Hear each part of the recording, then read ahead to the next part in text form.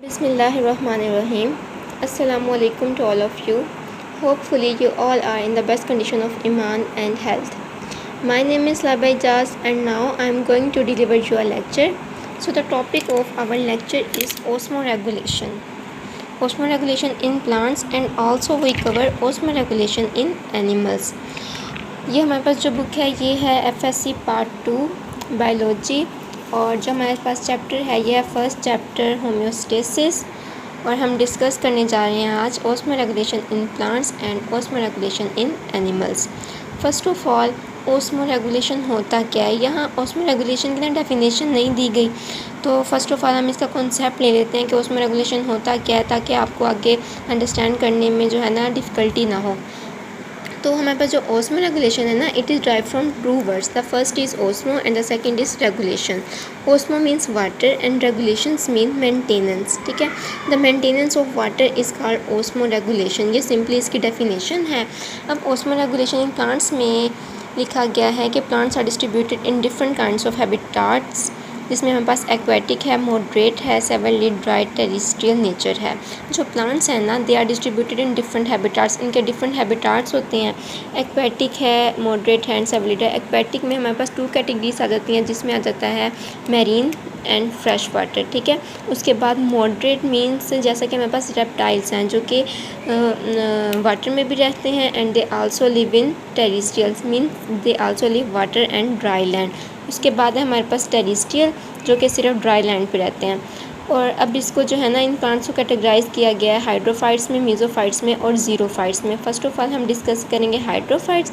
Hydrophytes में जो है ना इस जो है डेफिनेशन यहाँ बुक में नहीं दी गई, क्योंकि ये मेरी सेकेंड ईयर की बुक है तो इसमें पहले से लिखी हुई है, तो आप यहाँ से जो है ना नोट कर लें। Hydrophyte the plants which completely और partially submerge in water, they are termed as hydrophytes. Okay, अब हम जो है ना इसको डिटेल से पढ़ते हैं कि हाइड्रोफाइट्स होते क्या हैं। पहले हमने इसकी डेफिनेशन तो देख ली, द प्लांट्स विच कम्प्लीटली और पार्शली सबमर्ज इन वाटर। अब देखें ये प्लांट्स जो है ना ये मतलब इनका जो हैबिटाट है वो तो है aquatic, because their habitat is aquatic, तो जो वाटर है ना वो इसके सेल्स में चला जाता है। ठीक है, और हम पढ़ क्या रहे हैं osmo regulation maintenance of water. तो उन्होंने किस तरह जो एक पानी का लेवल है ना उनके बॉडी में उनको किस तरह मेंटेन करना है, तो इसको ये इस तरह मेंटेन करते हैं कि ये रिमूव कर देते हैं flooding of itself in fresh water. ठीक है, इसमें जो हमारे पास लीव्स होते हैं ना उनका सरफेस एरिया ज़्यादा होता है और जो इनको हेल्प करता है कि वाटर जो है ना इजीली ट्रांसपायर करे। ठीक है, एक्सटेंसिव स्टोमेटा प्रेजेंट होते हैं इनकी अपर सरफेस पे जो कि प्रोमोट करते हैं वाटर लॉस को। सेकेंडली हाइड्रोफाइट्स में बुक में एग्जांपल अगेन नहीं, लिली की एग्जांपल भी यहाँ से नोट कर लें। अगर मैं आप लोग को विजुअल रिप्रेजेंटेशन दिखाऊं हाइड्रोफाइट्स की, तो हाइड्रोफाइट्स कुछ इस तरह से होते हैं। ये देखें, ये हमारे पास दिए हुए हैं हाइड्रोफाइट्स। ठीक है, इसमें देखें जो इनके लीव्स होते हैं ना ये इनका जो सरफेस एरिया होता है ये ज़्यादा होता है और ये इनको हेल्प करता है कि जो इनका वाटर है ना ये इजीली ट्रांसफर करे और जो एक लेवल है वाटर का वो उसको मेंटेन करें।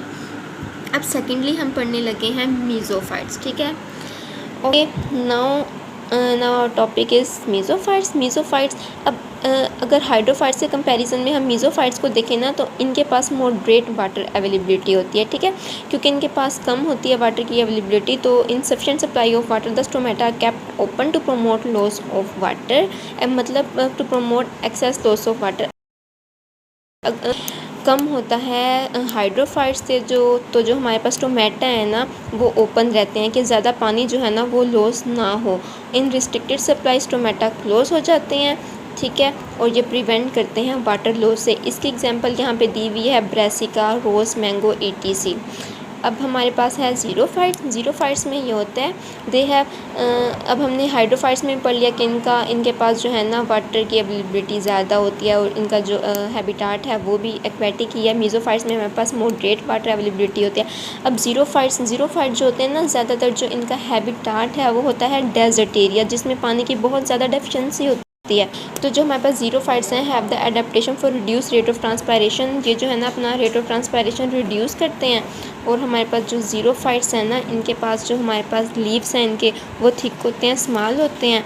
और ये हमारे पास जो इनका सरफेस एरिया होता है ये भी बहुत कम होता है। हमने हाइड्रोफाइट्स में पढ़ा था कि इनका सरफेस एरिया ज़्यादा होता है, लेकिन ज़ीरोफाइट्स में जो सरफेस एरिया कम होता है। ठीक है, the cuticle is thick waxy and leathery. जो इनका क्यूटिकल होता है ना, क्यूटिकल हमारे पास एक थिक लेयर होती है लीव्स के ऊपर, ठीक है, जो प्रिवेंट करती है वाटर लॉस से और प्रोटेक्शन भी करती है ना लीव्स की। ठीक है, stomata on the lower surface of leave, इनके पास जो स्टोमेटा होते हैं वो लोअर सरफेस पे प्रेजेंट होते हैं। Some as cacti during the dry season shut their leaves and restricted transpiration completely.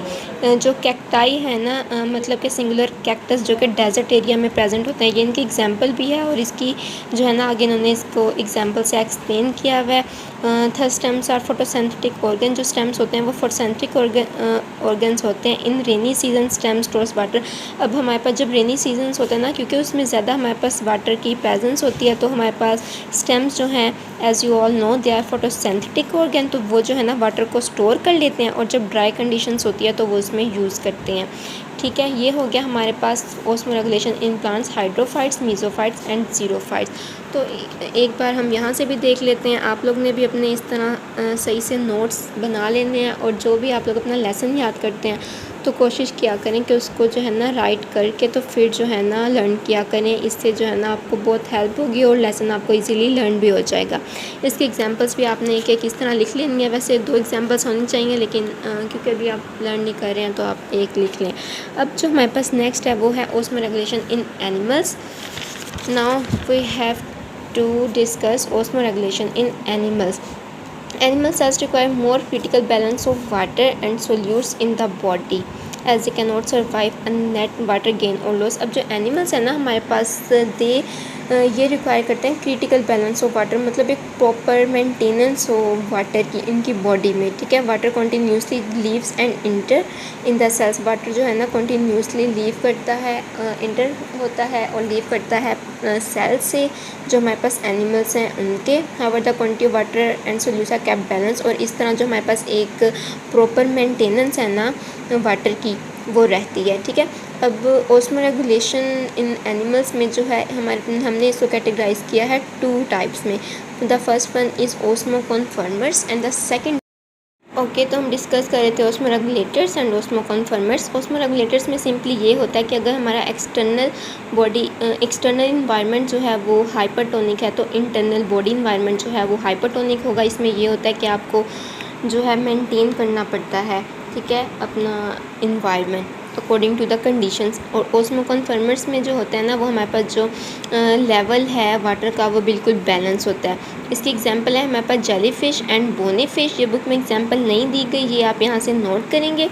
And अगर हम इसकी डेफिनेशंस की बात देखें, क्योंकि ये एक शॉर्ट क्वेश्चन है, ये एज अ लॉन्ग क्वेश्चन कभी भी नहीं आया है पास्ट पेपर्स में भी, तो हम इनकी डेफिनेशंस देख लेते हैं। वैसे एक जो कॉन्सेप्ट है वो तो आपके माइंड में है, ऑस्मोकन्फर्मर्स का भी और ऑस्मोरेगुलेशन का भी, और सिंपली ऑस्मोरेगुलेशन का। ठीक है, तो ऑस्मोकन्फर्मर्स की जो डेफिनेशन होगी वो हम यहाँ से करेंगे। द एनिमल्स, ये दीज को कट करके आप यहाँ द लिखेंगे। The animals that do not require activates their internal osmotic state are known as osmoconformers, and then you write example and same as osmoregulators. osmoregulators की example जो है ना यहाँ बहुत एक्सप्लेन करके इस तरह दी गई है, तो आप यहाँ इसकी जो डेफिनेशन है वो ये नोट करेंगे। those animals that adjust the osmotic concentration of body according to the environment, ठीक है, that are known as osmoregulators. Again मैं रिपीट कर लेती हूँ। those animals that adjust the osmotic concentration of body according to the environment are termed as osmoregulators. So this is all about our topic osmoregulation in plants and osmoregulation in animals. तो अगर आपको कोई भी हमारे पास query हो तो आप मुझसे पूछ सकते हैं।